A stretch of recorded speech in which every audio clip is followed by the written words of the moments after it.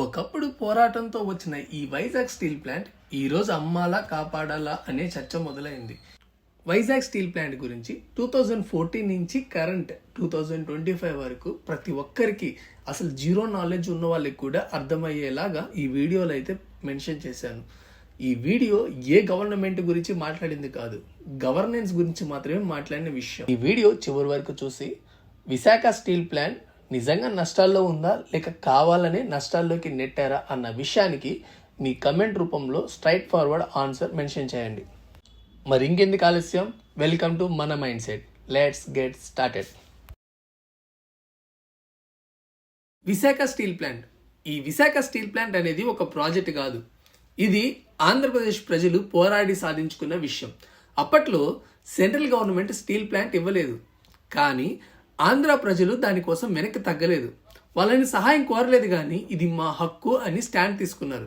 విశాఖ ఉక్కు ఆంధ్రుల హక్కు అన్న మాట ఊరికే వచ్చిన మాట కాదు, దాని వెనకాల చాలా పోరాటం ఉంది. ఈ పోరాటంలో చాలా మంది ప్రజలు ప్రాణాలు కూడా కోల్పోయారు. చివరికి సెంట్రల్ గవర్నమెంట్ ఒప్పుకోవాల్సి వచ్చింది. అలా విశాఖ స్టీల్ ప్లాంట్ వచ్చింది.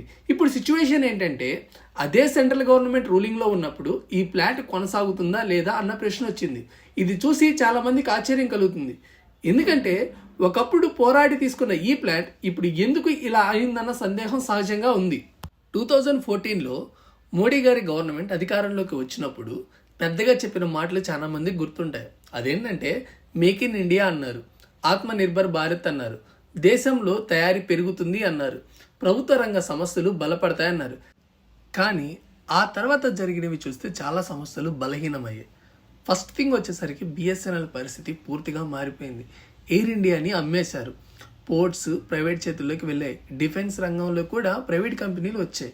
ఇప్పుడు అదే దారిలో విశాఖ స్టీల్ ప్లాంట్ కూడా పేరు వినిపిస్తుంది. సెంట్రల్ గవర్నమెంట్ చెప్తున్న మాట ఏంటంటే విశాఖ స్టీల్ నష్టాల్లో ఉంది. కానీ ఇక్కడ ఒక ముఖ్యమైన విషయం ఉంది.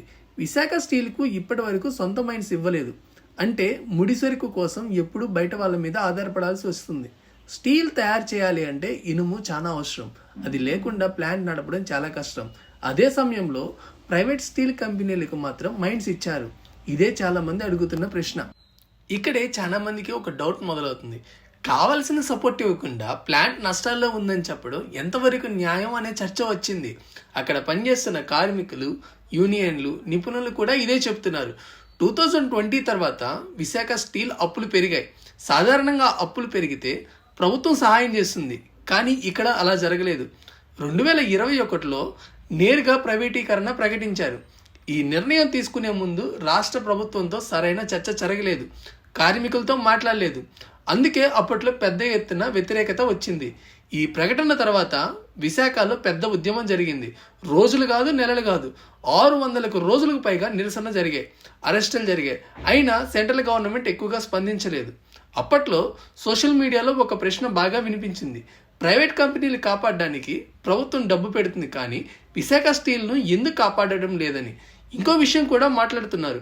విశాఖ స్టీల్ లాభాల్లోకి రావాలంటే ప్రభుత్వ ప్రాజెక్టుల నుంచి ఆర్డర్లు రావాలి, కానీ అలాంటి ఆర్డర్లు తగ్గిపోయాయని ఆరోపణలు కూడా వచ్చాయి. దీనిపై కూడా స్పష్టమైన సమాధానం రాలేదు.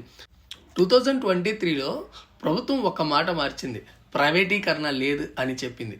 కానీ అమ్మకం లేదన్న మాట తప్ప ప్లాంట్ బలపడేలా చర్యలు మాత్రం ఒక్కటి కూడా కనిపించలేదు. కొత్త పెట్టుబడులు లేవు, పనులు ముందుకు వెళ్ళడం లేదు. మైన్స్ విషయం మళ్ళీ చాలా మౌనంగా ఉంది. అందుకే చాలా మందికి ఇది అమ్మకం ముందు ప్లాంట్ను బలహీనపరిచే పద్ధతి అని అంటున్నారు. ఇదే పని ఎయిర్ ఇండియాతో కూడా జరిగిందని పోలికలు కూడా తీసుకొస్తున్నారు. ప్రభుత్వం తరచుగా చెప్పే మాట ఏంటంటే ప్రభుత్వం వ్యాపారాలు చేయాల్సిన అవసరం లేదు, కానీ స్టీల్ రంగం సాధారణ వ్యాపారం కాదు, ఇది దేశానికి అవసరమైన రంగం.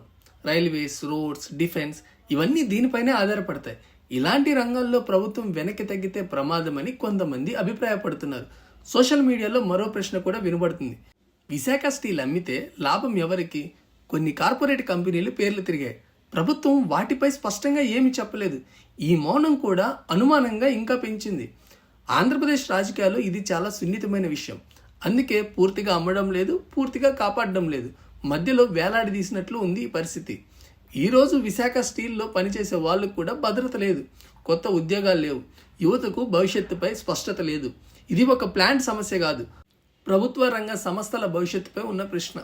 విశాఖ స్టీల్ నిజంగా నష్టాల్లో ఉందా లేక నష్టాల్లోకి నెట్టబడిందా అన్న ప్రశ్న ఇంకా ఉంది. ఎందుకంటే మైన్స్ ఇస్తే లాభాల్లోకి రావచ్చు అన్న మాట ఇప్పటి వరకు ఎవ్వరు ఖండించలేదు. విశాఖ స్టీల్ నిలబడితే అది ప్రజల గెలుపు, అది పడిపోతే ఒక గవర్నమెంట్ తీసుకున్న నిర్ణయం.